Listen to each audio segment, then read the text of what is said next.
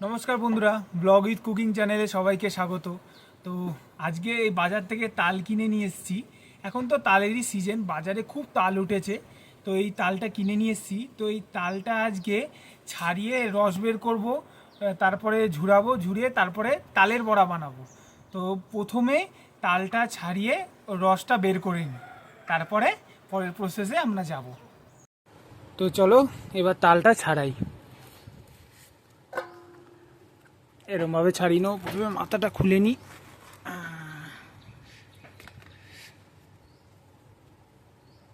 এবার ছাড়িয়ে নিই, প্রথমে এই বাকলগুলো ছাড়িয়ে নেব। ডালটা খুব সুন্দর পেকেছে,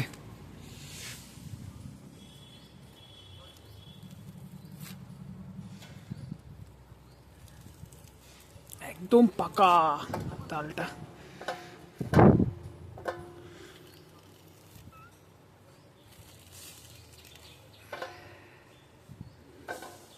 আটিগুলো বের করতে হবে। ওই আরে,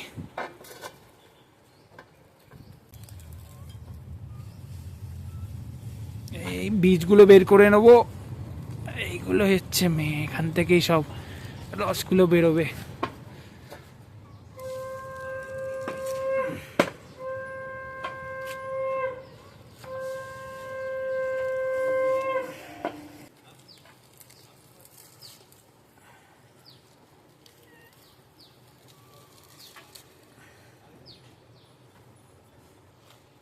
এটা দেখি তিনটে বেরিয়েছে।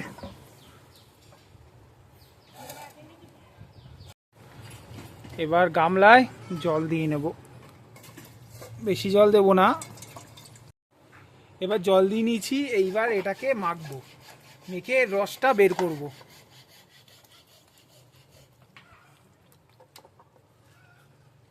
অনেকক্ষণ লাগে এই রস বের করতে, এটাই হচ্ছে মেন প্রসেস, মানে সবচেয়ে খাটনির প্রসেস এটাই।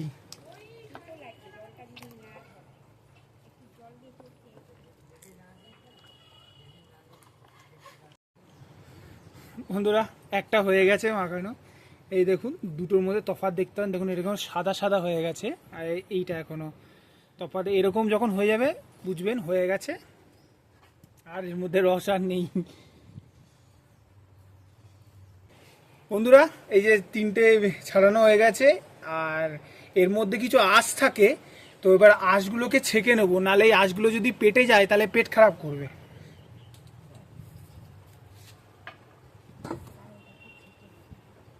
পুরোটাই দিয়ে দিই, এর মধ্যে হয়ে যাবে।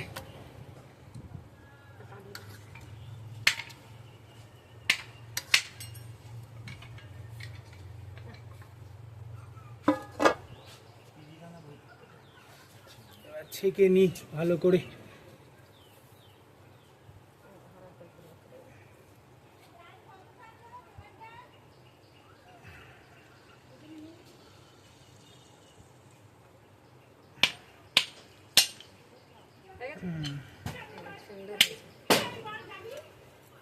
এই দেখো, এই দেখুন কত ছাল থাকে, আঁশ থাকে। এই আঁশগুলো পেটে গেলেই পেট খারাপ। বন্ধুরা, এইবার ওই কণা পিসি একটু এটা ছেঁকে দিচ্ছে, মানে ওই জলটা বের করতে হবে। কারণ জলটা যদি না বের করি তাহলে তিতো হয়ে যাবে, যখন বড়াটা বানাবো তখন তিতো হয়ে যাবে। যত জল ঝরবে তত ভালো। অনেকটাই হয়েছে বলো তালটার থেকে।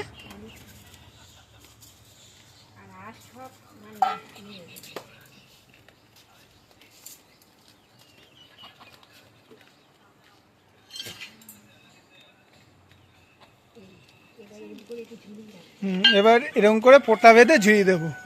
এই যে এই জলটা যে পড়ছে, এই জলটা যে পড়ছে, এইটা এইটা যত বেরোবে তত ভালো, মানে বড়াটা তিতো হবে না। বন্ধুরা, এই যে বেঁধে ঝুলিয়ে দিয়েছি, এইবার অনেক থাকুক। কতক্ষণ থাকবে মা এরকম?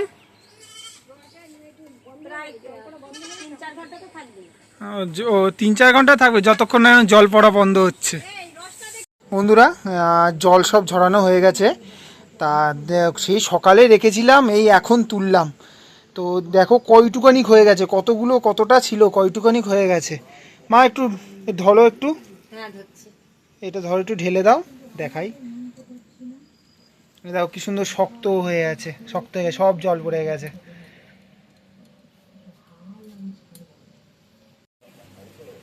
তালটার মধ্যে এবার দিয়ে দেবো চালের গুঁড়ি। চালের গুঁড়ি দিচ্ছি, কিন্তু নারকেলটা দিলে ভালো হয়, কিন্তু এখন আপাতত নারকেল নেই, এই জন্য দিতে পারছি না। চালের গুঁড়ি দিচ্ছি, একটু মচমচা হবে। দিয়ে দেবো চিনি।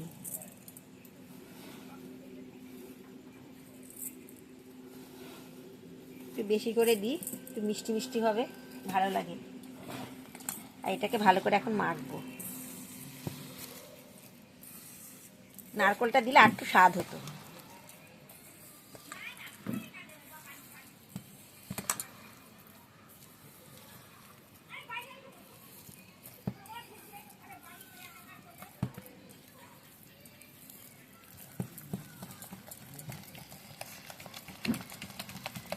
এবার ভালো করে ফেটিয়ে নিচ্ছি,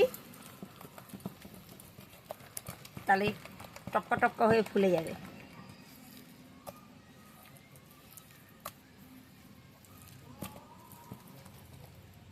এবার চিনিটা একটু গলুক, একটু ঢাকা দিয়ে রেখে দিই। এবার চিনিটা গলে গেছে, এবার কড়াইতে তেল দেব।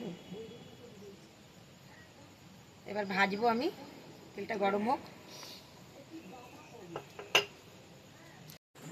এবার ছাড়বো,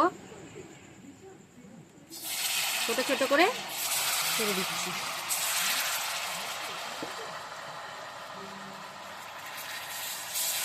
বাহ, আমার খুব সুন্দর গন্ধ বেরিয়েছে গো। গন্ধ তো বেরোবে, চালের একটা গন্ধ থাকে না সুন্দর।